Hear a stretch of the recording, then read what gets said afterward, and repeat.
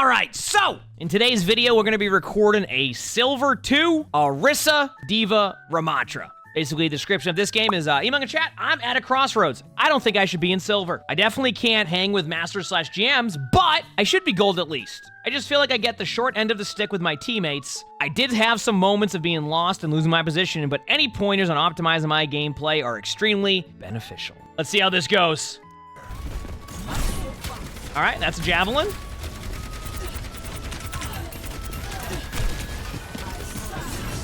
That movement by the other Orisa was something.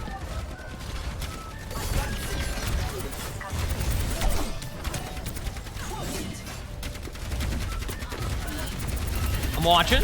Yeah, that Orisa's movement is... You're going to get a lot of ult charge off that Orisa.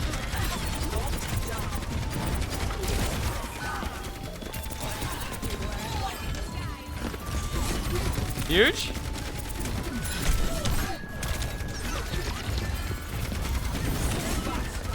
Yeah, that was a location of the Javelin. So far, you're playing Orisa. That's pretty much what I got here.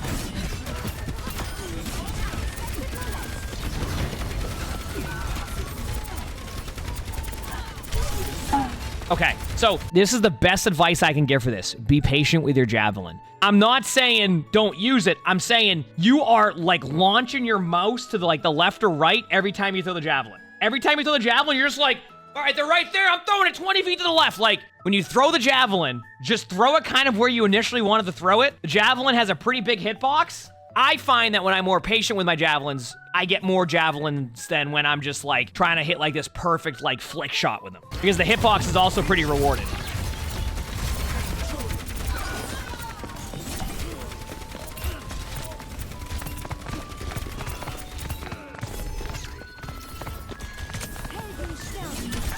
See, like, that's what I mean, like, those Javelins you just did, you didn't really, like, move your mouse, and it was fine. Now, let's see where this next Javelin goes. Are you gonna be patient with it, or are you gonna throw it, like... Yep. Now, keep in mind, that's something I'm still even trying to improve on with my Orisa when I play, is I do the same thing with Javelins. I will, like, flick them, like, way further away than I should. That's an Orisa ultimate on the other team. I don't even know what that... That was certainly a decision by their Orisa. Yeah, doing a good job of not overheating the weapon so far. This is good. This is a good start. This is the classic, just jump around the whole time and wait for something to happen. So what's your play? Are you going to be aggressive here? Okay, you heard they use turret form. Is this your moment to go in with ult? Is this the moment? This is the moment. Maybe not. I thought the Mercy was going to try to res. See, right there, those are much better Javelins. You're being way more patient with them, and you're kind of just like... That was what I was referencing with the Javelins. Just exactly like that. That's what I mean. Is it you, or did you Javelin... Is it you, or do they Javelin spin randomly? Yeah, that's just Orisa.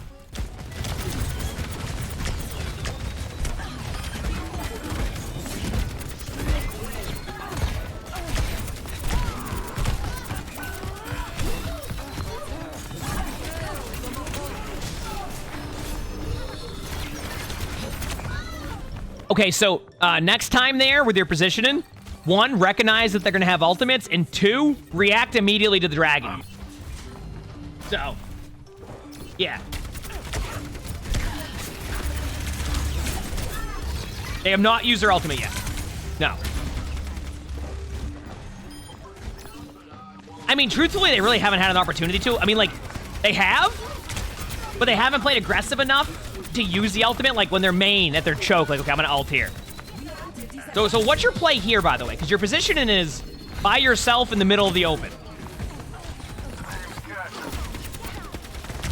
Yeah, that is a situation where you need to, like, not take a 15-second 1v1 with a Hanzo. And what happened? Nobody was near you, and then when you try to run away, there was nowhere to go because your teammates were fighting elsewhere, and you were on your own. We found a couple chairs right there. That's nice.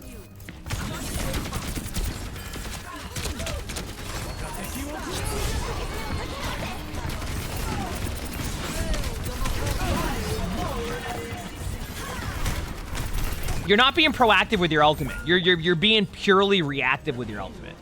Orisa ultimate, in my opinion, is such a good proactive ultimate because you can disrupt so many plays and have such good survivability that you're more likely going to be able to get a good play off of being proactive with it rather than reactive with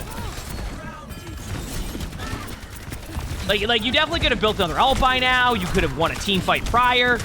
Like, it's okay to be aggressive with your ultimate. It's okay to make that decision.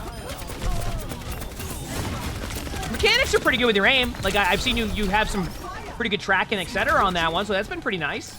Or like, you know, good projectile aim too, which is good. So it's like, now it feels more like you need to try to be more proactive and play aggressive when you need to be. You said you had a Pharah ult your turret? Honestly, I'd probably do the same.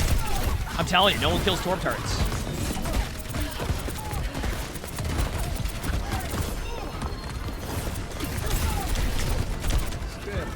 Proactive? Proactive now.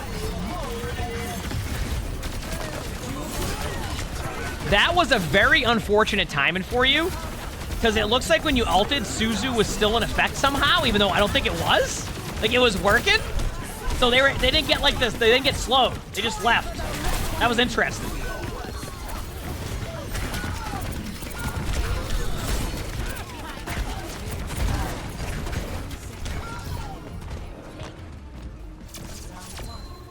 All right, the D.Va swap. D.Va's okay against Orisa comps right now, I will say.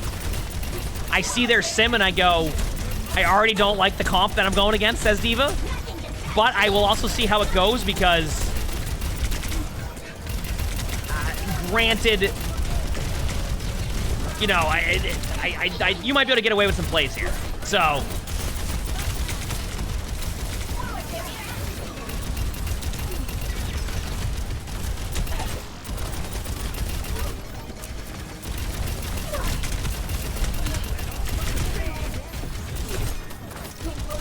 this is what is going to happen.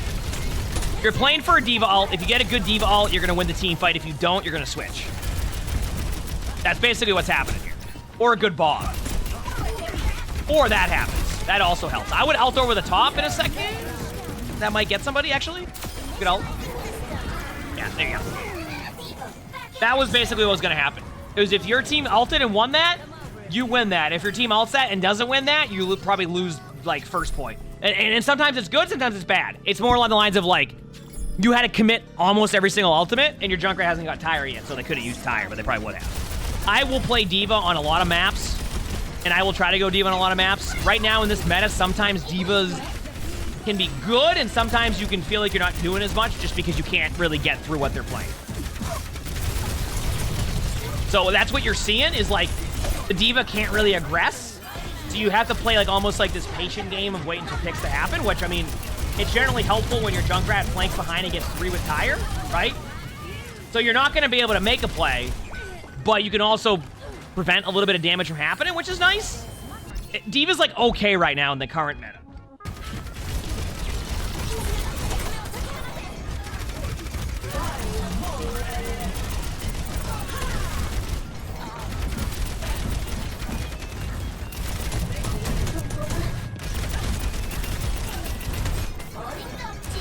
I'm like watching. I will say, sometimes you're DMing a little bit too much on the Orisa. Like, I'm trying to think of a way to explain this. Orisa does a good amount of damage. A good amount of damage, right? But, you don't have to DM the full shots from Orisa. Also, there's a Zarya now, so you want to play around bubbles. There's, okay, well, also, if their Zarya runs at you in a straight line and uses all their bubbles immediately, that also helps. I would recommend swapping soon. I use your ult, that is. But if they're going to run the Mei Zarya comp right now, I would recommend a swap if your ult does nothing. What I would do here, I would get the Zarya bubbles out. Your Ashe does not care if there's anybody there. Get the Zarya bubbles out. Just shoot at the Zarya. They're going to use their bubble. Now ult in. Just ult. Because you're going to spend too much time waiting for this perfect ult. All right.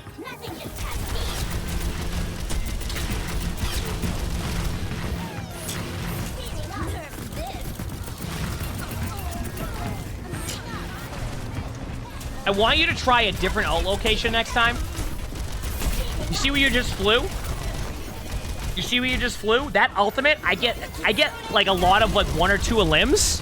by just ulting past the health pack there because it gives them less opportunity to hide, and it will sometimes slide into the on both sides of the doorway, so it's a lot easier to get at least one alive.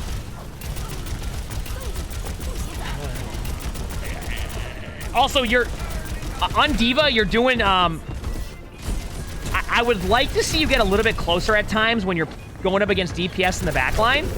You're kind of like giving them more opportunity to do more damage to you because you're not using like the effective range of D.Va to where you can maximize your damage output. You're kind of like playing like a long range.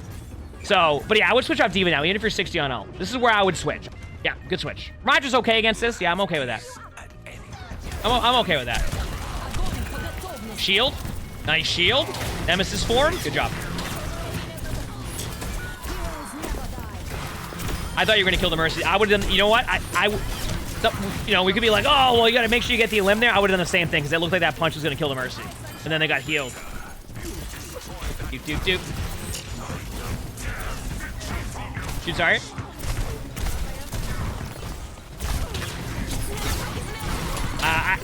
Even though you got in there, I would recommend switching your target focus for a second and going for the Kiriko when they TP and use their cooldowns. Yeah, they weren't going to get to the point. Yeah, so far, I think, like, the biggest issue I've seen is sometimes you're a bit too... You don't play as aggressive as you could, and especially on Orisa.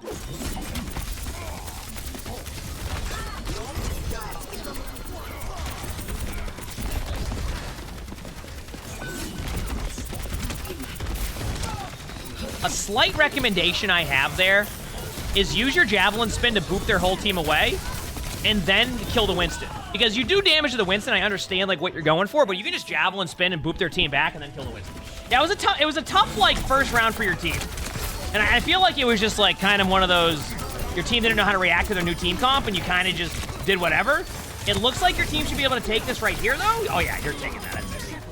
But what I liked right there was your aggression. You can still play Orisa that aggressive in a 5v5 and not have to wait till a 5v3. Orisa just has so many good cooldowns and the ability to survive a lot of like aggressive plays that like a play you made there at the end of overtime was good, but you can do that more frequently even when it's not like a 5v3, etc. You know what I'm saying?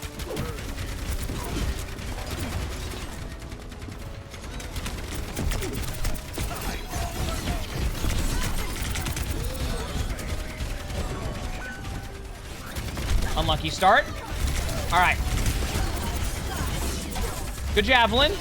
Now wait for that turret form and then go be aggressive. But now I want you to play like not in the middle because you don't have gold. Childish and want everyone to know it's my 28th birthday tomorrow. That's why I was telling you, don't go in there, play behind a wall. What happened? You didn't have Fortify. Take the map control, wait on your cooldowns. That's Orisa.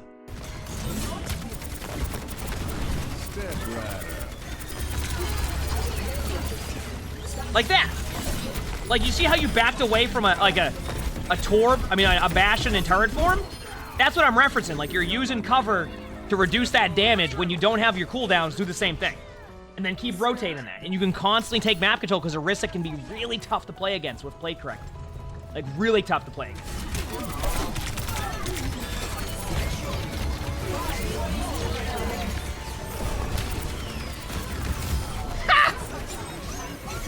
Oh no, what in the world was this all usage? I would not ult this.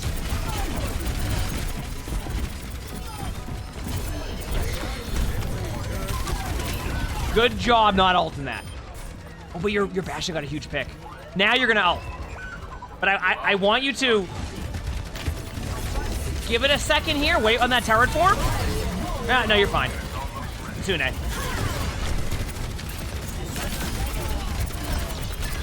Look for the Bastion next, please. Look for the Bastion, please. Look for the Bastion. Please look for the Bastion. Please.